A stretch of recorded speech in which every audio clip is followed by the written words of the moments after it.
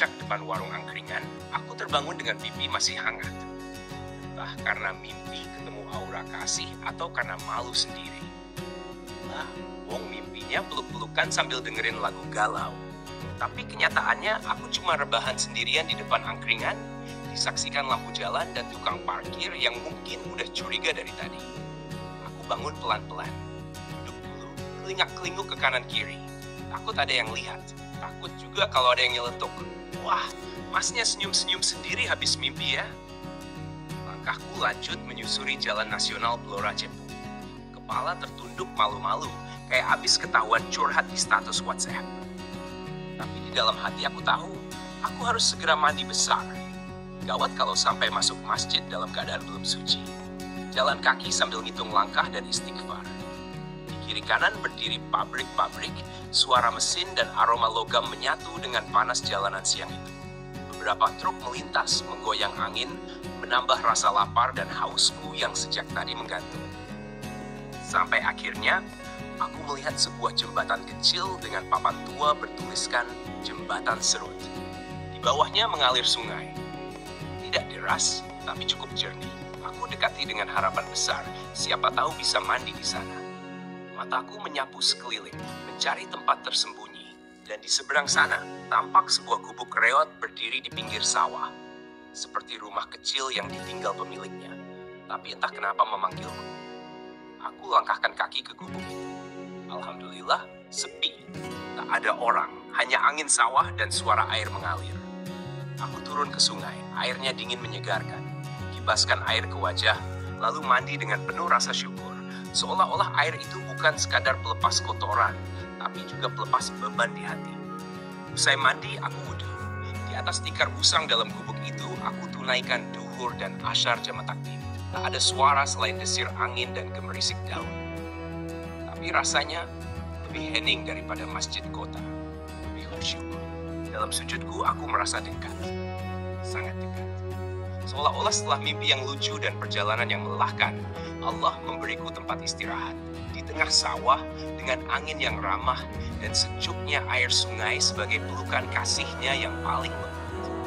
Entah sejak kapan mataku terpejam. Awalnya cuma duduk bersandar di tiang gubuk sambil zikir pelan menyebut asmanya. Angin sawah membelai wajahku, membawa harum rumput basah dan sisa matahari siang. Tak ada niat untuk tidur, hanya ingin istirahat sejenak. Tapi ternyata zikir itu berubah jadi mimpi sunyi. Aku terbangun dengan jantung berdegup pelan, merasa aneh. Langit sudah biru tua, menggantung senja yang sebentar lagi terhisap malam. Cahaya jingga tipis terkurat di ujung barat, dan bayang-bayang gubuk merambat panjang. Aku tertegun, kaget. Kok, wes peteng? Gumamku sambil berdiri, mengucek mata, celingukan ke sekitar.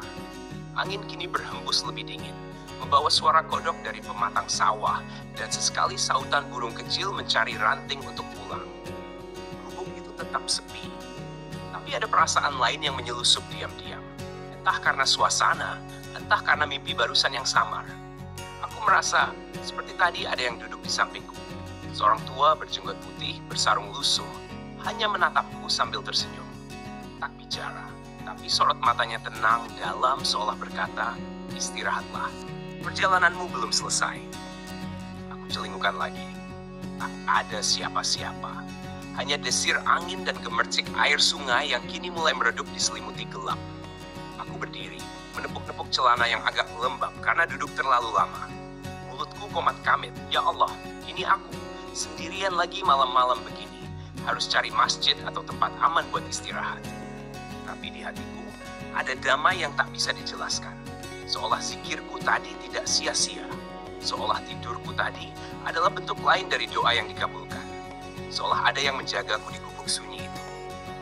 Langkahku kembali menyusuri jalan kecil dari gubuk menuju jalan besar. Dengan ransel di punggung dan rasa malu yang masih tersisa gara-gara mimpi siang tadi, aku melanjutkan perjalanan. Kini malam datang, dan seperti biasa, aku hanya berteman dengan bintang dan keyakinan. Malam itu, aku berjalan lagi, menyusuri jalan yang sunyi, gelap, dan terasa seperti tak berujung. Hutan di kanan kiriku hitam pekat, hanya ranting dan bayangan pohon tinggi yang kadang bergerak tertiup angin. Tak ada lampu jalan, Tak ada rumah, hanya jalan beraspal sempit yang mengular entah kemana. Kadang terdengar suara motor dari kejauhan, tapi anehnya, begitu melihatku dari jauh, beberapa pengendara malah memutar balik. Astagfirullah, aku sempat mikir, jangan-jangan aku dikira pocong nyasar atau malah perampok. Padahal aku cuma pengelana yang haus, lapar, dan mulai goyah antara niat dan nyali. Hutan ini terasa panjang, lama, tak rampung-rampung. Aku sempat berhenti, menatap ke belakang. Balik lagi aja ya, bisikku dalam hati. Tapi langkahku sudah terlalu jauh dan kembali hanya akan mengulang lelah yang sama. Sementara ke depan gelapnya jalan seperti mengejekku. Teruslah kalau berani. Kadang cahaya muncul dari motor yang melintas cepat, menyilaukan sebentar lalu hilang begitu saja. Setelah itu gelap lagi, sepi lagi. Hanya suara serangga dan lolongan anjing jauh dari dalam hutan. Kadang juga suara hewan malam yang entah apa, seperti ranting patah sendiri atau geraman samar. Tubuhku mulai limbung, langkah pun tak sekuat tadi. Kaki seperti berat, pundak terasa nyeri, dan perut tak bisa lagi diajak kompromi. Lalu, seperti jawaban dari keputusasaan,ku, aku melihat bangunan tua di tepi jalan. Bukan rumah, bukan warung, tapi semacam pos pelang kayunya masih menggantung miring dengan tulisan samar, pos polisi hutan. Pos itu sudah usang, catnya terkelupas, jendelanya copot satu. Tapi ada atap, ada lantai, dan yang paling penting, ada tempat untuk rebah. Aku melangkah pelan, memastikan tidak ada binatang liar di dalam. Bismillah, gumamku sambil menyingkirkan daun kering dan sarang laba-laba. Di pojok pos aku duduk, lalu tiduran, berselimut jaket lusuh dan doa yang belum rampung. Suara malam makin tajam. Angin menerobos celah dinding kayu membuat tubuhku menggigil. Ada rasa takut, ular, anjing, bahkan pikiran liar tentang makhluk halus. Tapi rasa lelah lebih kuat. Mataku perlahan tertutup, nafasku panjang dan dalam. Dan sebelum tertidur, aku sempat berbisik lirih. Ya Allah, jaga hamba malam ini. Kalau engkau tak jaga, siapa lagi? Lalu semuanya gelap. Hanya mimpi dan malam yang menemaniku di pos tua itu. Di tengah hutan, di tengah ketakberdayaan. Tapi entah mengapa, tetap ada rasa damai yang samar menyelimuti seperti selimut tak kasat mata. Pagi itu, atau mungkin belum benar-benar pagi. Entah pukul berapa, aku tak tahu pasti. Tapi dari balik tidur yang tak benar-benar nyenyak, di antara mimpi dan sadar, aku mendengar suara azan. Pelan, samar, mengalun pelan di tengah dinginnya udara hutan. Bukan dari speaker masjid, bukan juga dari toa kampung.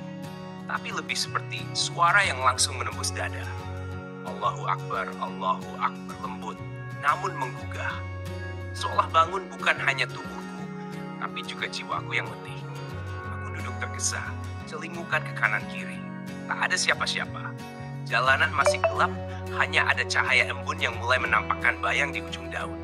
Burung belum bernyanyi, angin pun belum bicara, tapi suara azan itu masih terdengar. Asyhadu an la ilaha illallah. Suaranya seperti datang dari balik pepohonan, atau mungkin dari dalam bumi, atau dari dalam hatiku sendiri. Aku berdiri, wudhu seadanya dengan sisa air botol dan menunaikan sholat subuh di pojokan pos itu. Tanpa sajadah, tanpa alas, tapi rasanya seperti sholat di bawah langit langsung, tanpa batas. Tangis kecil menetes tanpa alasan yang jelas. Setelah salam, aku kembali duduk, menatap langit yang mulai berbendar biru keabu-abuan. Suara azan sudah hilang, tapi hatiku masih dipenuhi gemanya.